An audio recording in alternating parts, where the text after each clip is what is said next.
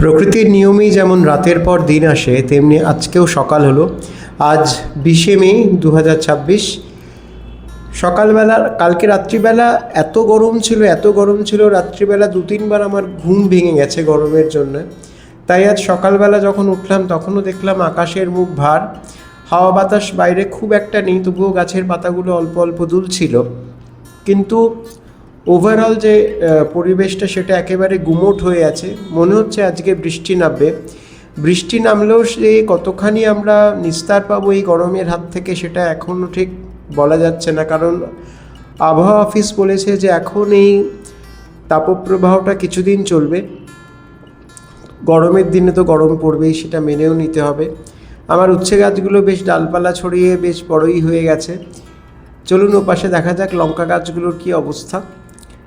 আমার ভাবতে ভাবতে মাঝে মাঝে বেশ হাস্যকর লাগে যে আমরা যারা এরকম ইটকাট পাথরের শহরে থাকি, তারা এতটুকু সবুজকে কিভাবে আঁকড়ে ধরে বেঁচে থাকি। এই আমার সেন্টার টেবিলের ওপরে যে গাছগুলো রয়েছে, মাঝে মাঝে এদের জল বদলায়, মাঝে মাঝেই দেখি কোনো নতুন পাতা গজিয়েছে কিনা।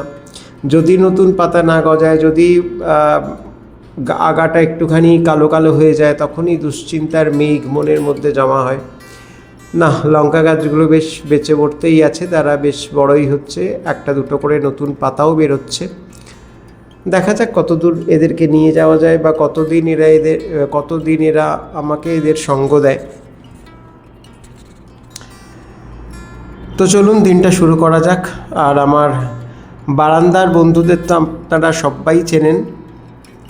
এই আমার মানি প্ল্যান্ট, এখন বারান্দায় প্রচুর মানি প্ল্যান্ট আপনারা দেখতে পাবেন, কারণ আগে যে পিটুনিয়ার টবগুলো ছিল ওগুলোতে আমি সব মানি প্ল্যান্ট বসিয়ে দিয়েছি। কারণ ফুলের গাছ লাগালে পরে না, তাদের একটা বিশেষ যত্নের প্রয়োজন।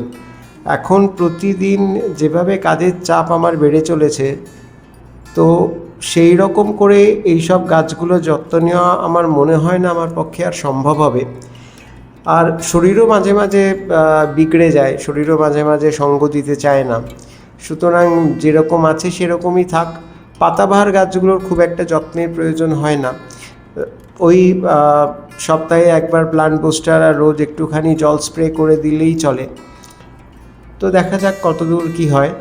আপাতত যেরকম আছে সেরকমই থাক, এগুলো নিয়ে আর আমি বেশি ঘাটাঘাটি করছি না। চলুক, যেভাবে দিন যায় সেভাবেই চলুক। আর ওই দেখুন, একটা কুকুরকে নিয়ে যাচ্ছে, এত বিশাল কুকুর, আমি মানে কি বলবো, আমি তো খুব একটা দেখিনি।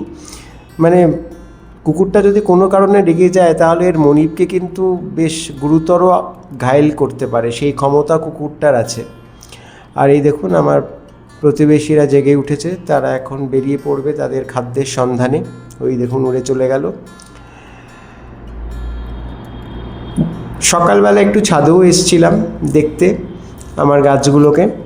বিকেলবেলা তো আসবোই জল দেওয়ার জন্য, কিন্তু আজকে যেরকম আবহাওয়ার পরিস্থিতি, তাতে মনে হয় না বিকেলবেলা জল দিতে হবে, মনে হয় বৃষ্টি নামবে।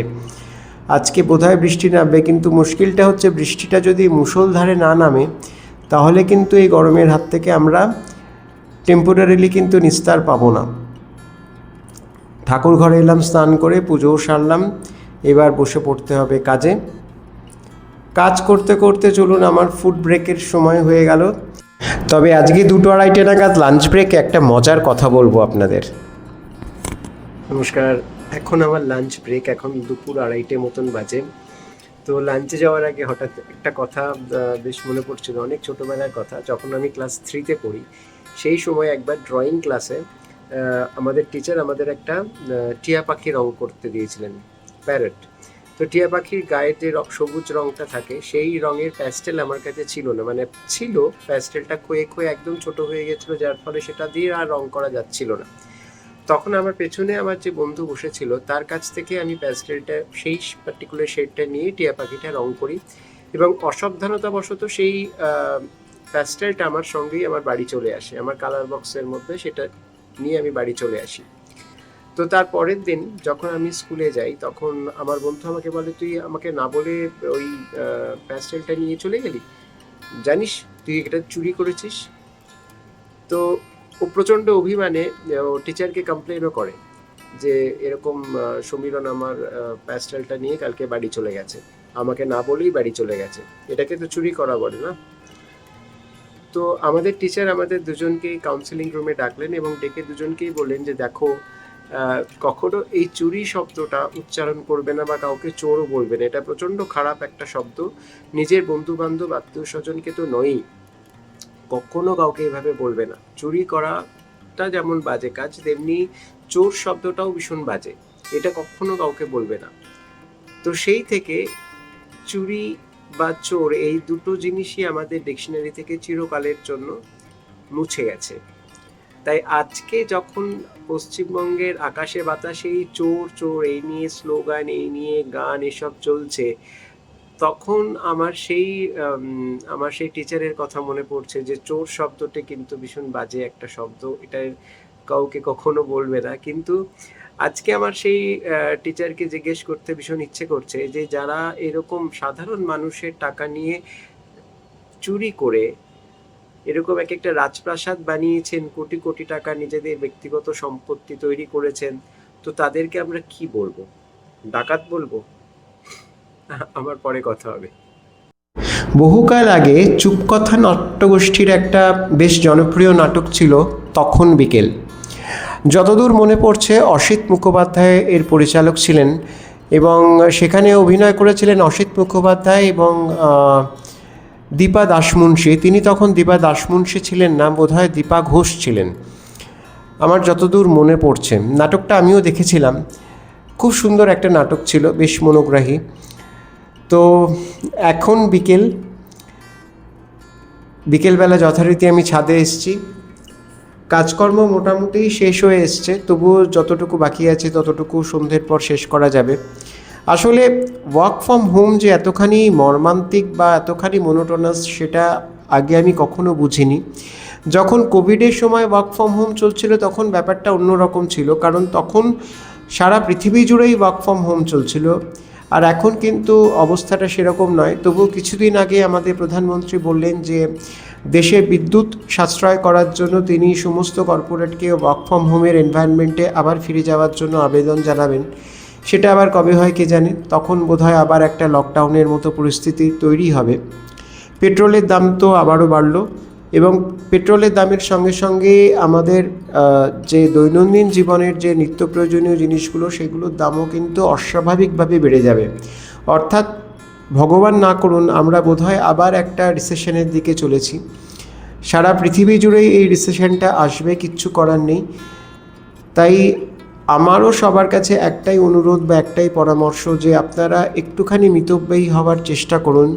যেখানে যতটুকু খরচ না করলেই নয় ততটুকু খরচা করুন, কিছুটা অর্থ অন্তত ভবিষ্যতের জন্য জমিয়ে রাখুন। আর মেঘলা আকাশ এখনও কন্টিনিউ করে যাচ্ছে, মনে হয় আবারও বৃষ্টি নামবে। আজকে আর পায়রাগুলোকে দেখলাম না, মনে হয় ঝড় বৃষ্টির জন্য এরা আগেই বাসায় ফিরে গেছে। তো সবাই তো চায় না নিজের জীবনের একটু নিরাপদ আশ্রয়, তাই আমি হাজার চেষ্টা করো তাদেরকে কাউকেই আর আজকে দেখতে পেলাম না সেভাবে, কিন্তু কিছু করার নেই, কি আর করা যাবে। দূরের ওই কৃষ্ণচূড়া গাছটাতে এখনও ফুলে ফুলে ভর্তি হয়ে আছে। কৃষ্ণচূড়া সাধারণত বসন্তের ফুল, গ্রীষ্ম পেরিয়ে এখন আমরা বর্ষার দিকে চলেছি, তবুও এখনও ফুল ফুটিয়ে চলেছে।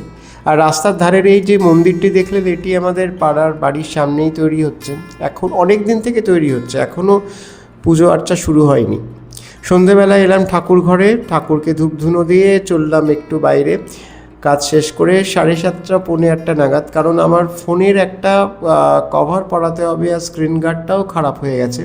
কিন্তু নামতেই আবারও বৃষ্টি নামলো, কিন্তু কিছু করার নেই, আমার ফোনের এটা করাতেই হবে আজকে, না হলে ফোনটা ব্যবহার করার ক্ষেত্রে কিছুটা রিস্ক থেকে যাচ্ছে। একবার যদি ভেঙে যায় তাহলে তো আর বিরাট টাকার ধাক্কা।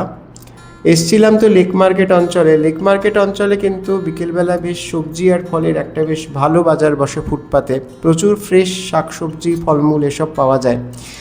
একটু বার্গেন করে কিনতে পারলে কিন্তু বেশ লাভবানই হওয়া যায়। আর এখানে যেসব গরিব চাষি ভাইরা এখানে জিনিসপত্রগুলো বিক্রি করেন, তারা যথাযথ দামই নেন, সেরকম বেশি কিছু দাম এরা চার্জ করেন না।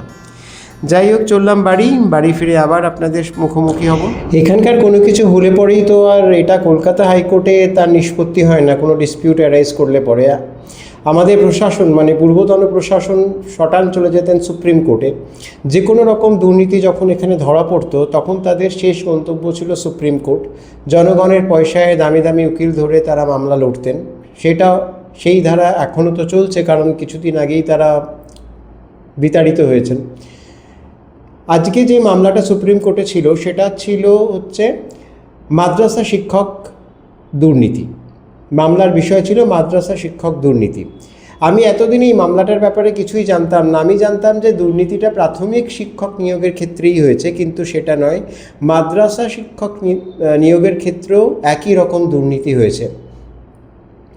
তো আজকে সেই মামলার শুনানি এখনও শেষ হয়নি। তো দিনের শেষে সুপ্রিম কোর্টের মাননীয় বিচারপতিরা যেটা জানিয়েছেন সেটা হচ্ছে যে পশ্চিমবঙ্গে যে প্রশাসন ছিল সেই প্রশাসন দেশের সমস্ত আইন কানুন নিয়ম নীতি সমস্ত এই পুরো সিস্টেমটাকে একটা উপহাসে পরিণত করেছেন। এর থেকে লজ্জার আর কি হতে পারে বলুন? সেই উপহাসের আরও একটা দৃষ্টান্ত আমরা আজকে আরও একবার পেলাম, যখন আমাদের মাননীয় মেয়র অস্বীকার করলেন যে অভিষেক ব্যানার্জির যে 17টা স্থাবর সম্পত্তির ক্ষেত্রে যে নির্মাণের যে দুর্নীতির জন্য যে নোটিশটা পুরসভা দাখিল করেছে সেটার ব্যাপারে তিনি কিছুই জানেন না। অথচ তিনি কিন্তু এই শহরের মেয়র, কলকাতা কর্পোরেশনের বা কলকাতা পুর নিগমের সমস্ত দায় দায়িত্ব তার, তিনি গোটাটা নিয়ন্ত্রণ করেন। কিন্তু গতকাল বড় চেয়ারম্যান যিনি ছিলেন, যিনি পদত্যাগ করলেন, সেই দেবলীনা বিশ্বাস এবং আজকে আমাদের মাননীয় মেয়র দুজনেই বললেন, দুজনেরই কথায় একই সুর, যে কোথায় কি হচ্ছে না হচ্ছে, বিল্ডিং ডিপার্টমেন্ট কাকে কখন কি নোটিশ ইস্যু করবে সে ব্যাপারে তাদের কোনো এখতিয়ার নেই বা তাদের কোনো অধিকারও নেই, এবং এটা তাদের জানার কথাও নয়। আর কার বাড়িতে কি হচ্ছে না হচ্ছে, কোথায় বেনিয়ম হচ্ছে না হচ্ছে, সেটা যিনি বাড়ির মালিক তিনি একমাত্র জানাতে পারবেন। তাহলে কি আমরা ধরে নেব যে শ্রীমতী দেবলীনা বিশ্বাস অথবা শ্রী ফিরহাদ হাকিম কোনোদিনও অভিষেক বন্দ্যোপাধ্যায়ের বাড়িতে পা রাখেননি? যে শান্তিনিকেতন বিল্ডিংটা, যেটা নিয়ে সবচেয়ে বেশি বিতর্ক দানা বেঁধেছে, বারবার টিভির পর্দায় আমরা যে বাড়িটার ছবি দেখতে পাচ্ছি, সেই বাড়িতে তারা কোনোদিনও পা রাখেননি। এটা কি বিশ্বাস্য? তো এই রকম যে আজকে সুপ্রিম কোর্টের মাননীয় বিচারপতিরা যেটা বলেছেন যে এখানে সমস্ত নিয়ম নীতি যা কিছু আছে সমস্ত কিছু একটা উপহাসে পরিণত হয়েছে, সেই উপহাসের আরও একটা চরম দৃষ্টান্ত আমাদের আজকে মেয়র শ্রী ফিরহাদ হাকিম কিন্তু চোখে আঙুল দিয়ে দেখিয়ে দিলেন। সুতরাং কি আর করা যাবে বলুন? আফসোস করা ছাড়া তো কিছু আর করার নেই। এখন দেখা যাক আমাদের নতুন সরকার আমাদেরকে দিশা দেখান। এখন তো মনে হচ্ছে যে যা কিছু হয়েছে বিগত 15 বছর ধরে পুরোটাই দুর্নীতিতে মোড়া, কোথাও কোনো স্বচ্ছতা নেই। আরও যে কত দুর্নীতিগ্রস্ত নেতা মন্ত্রীকে আমরা গ্রেপ্তার হতে দেখব সেটা তো শুধুই সময়ের অপেক্ষা। যাই হোক, সবাই ভালো থাকবেন, সুস্থ থাকবেন। এসব ভেবে আর নিজের মন খারাপ বা মাথা গরম কোনোটাই করবেন না। আর যদি আমার এই চ্যানেলটি আপনাদের ভালো লেগে থাকে তাহলে সাবস্ক্রাইব করে পাশে থাকবেন। আজকে তাহলে এখানেই বিদায় নিচ্ছি। নমস্কার।